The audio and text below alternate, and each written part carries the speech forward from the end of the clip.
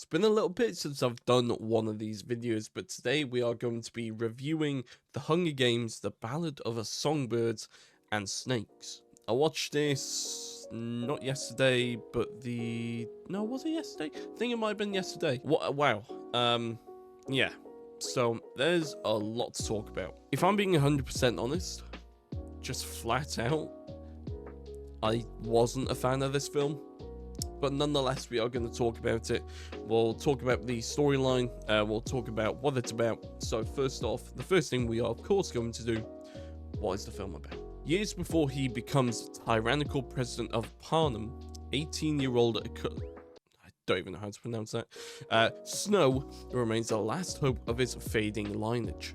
With the 10th annual Hunger Games fast approaching, the young Snow becomes alarmed when he's assigned to mentor Lucy Gray Bard from District 12. Uniting their instincts for showmanship and political savvy, they race against time to ultimately reveal who's a songbird and who's a snake. There you go. Let's talk about this film. First off, I'm just going to very quickly say, spoilers ahead. Of course, I'm sure everyone probably knows that about now. But yeah, spoilers ahead. Of course, there's going to be spoilers, so yeah, just to get that out of the way. Storyline. Now, I know a lot of people love Hunger Games. I actually love it too. I'm not a massive fan, to the point where I'm reading like the books and stuff like that. However, when Catching Fire and also Mockingjay came out, I really enjoyed those films. However, we gotta talk about this film, The Ballad of Songbirds and Snakes. I'm going to flat out say this and say that I thought it was rather boring. It really dragged out, and this film was over 2.5 hours, by the way. So it's pretty bad when it's 2.5 hours long and you find most of it pretty boring. Now, first off, I just want to very quickly say that the acting was actually quite good. So it's nothing on the actors, but it's more so the storyline itself. It just lacked anything of interest, at least to me. And, maybe some people are going to disagree. Some people might say, oh no, I think it opens and, you understand, how Snow became a bad person and stuff like that. And I mean, yeah, fair enough, I can understand it. But at the same time, for it to be 2.5 hours long, and we will get into this in a second, it barely lacked in any kind of action. It lacked anything of interest, really. That's a bad sign. Let's talk about the kind of action side of it. And like I said, it lacked in action. One of the main characters, Lucy, she's fighting for her life, and the game starts, and obviously you've got to survive. Lucy does nothing. She's told to hide, and that's it. And she hides for the whole game, by the way. Let's take Catching Fire as an example. Arguably the best Hunger Games film out there. Candace actually tries to eliminate her opponents. She has the bow and arrow, and she wants to eliminate her opponents. And I think that it's important that films have action in it, because it keeps you interested, it keeps you intrigued, and you want people to have those fight scenes, because it creates tension, and it creates those moments of interest of is this person gonna die? Is she gonna get injured? Or is something bad or something good gonna happen? What's gonna happen next? And the issue with Songbirds and Snakes is that Lucy was just hiding the whole time. I will say, so Lucy is known for her kind of whole singing thing, and I thought it was actually really sweet.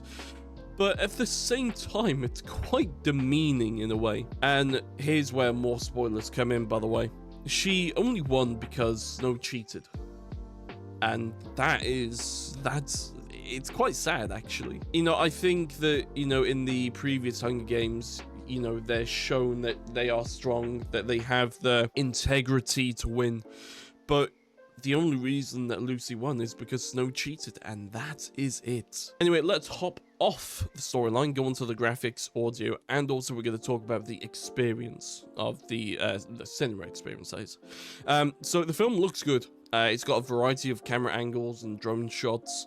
It is quite standard, you know, nothing that absolutely blew your mind, but at the same time, it was nothing bad, so nothing wrong with it. Let's talk about the audio. The audio was actually really good. Again, a lot of the stuff you would expect, but I have to say, the choice of music and also the singing from Lucy Gray, absolutely fantastic. I loved the singing, by the way. And I did watch this in 4DX. Pretty much, if you don't know what 4DX is, I mean, you can search it up, but I'll give you a quick rundown. It's pretty much where seats move, and it feels like you're in the environment of the film. So there'll be like wind blowing, and there'll be like a bit of water if it's like raining or something like that. So it's pretty much what 4DX is. You can definitely expect a lot of wind and also water, but in terms of the seats moving, barely anything. And I think that's because there was a lack of action. If there was more action, say if we were watching Catching Fire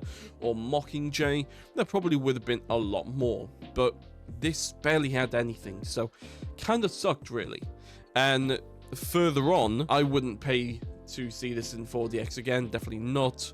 It doesn't really make the viewing experience any more fun. Again, it's 2.5 hours, and personally, I didn't really find the film to be all that good. Now, let's talk about the rating. A lot of people, I've seen a lot of other people's ratings, and they're rating it like fantastic and whatever, but there is a lot of people that are saying that it wasn't good, and I'm gonna have to agree.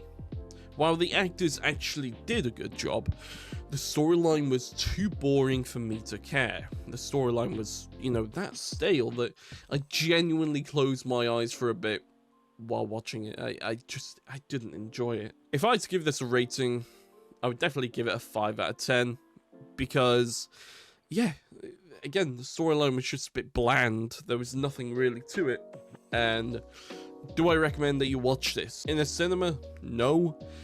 If you're gonna watch it at home, then sure, go for it, because at least if you watch it at home, you can absolutely turn it off straight away if you find it boring, which is exactly what I would do. Thank you all for watching. I really appreciate it. I'm probably gonna have another review going up quite soon. I'm gonna go watch the Marvels today, and I'll probably have a review go up maybe in a couple of days if I, you know, decide to review it. But yeah, thank you all so much. Have a great day, and I'll see you all in the next video. Take care. Bye bye.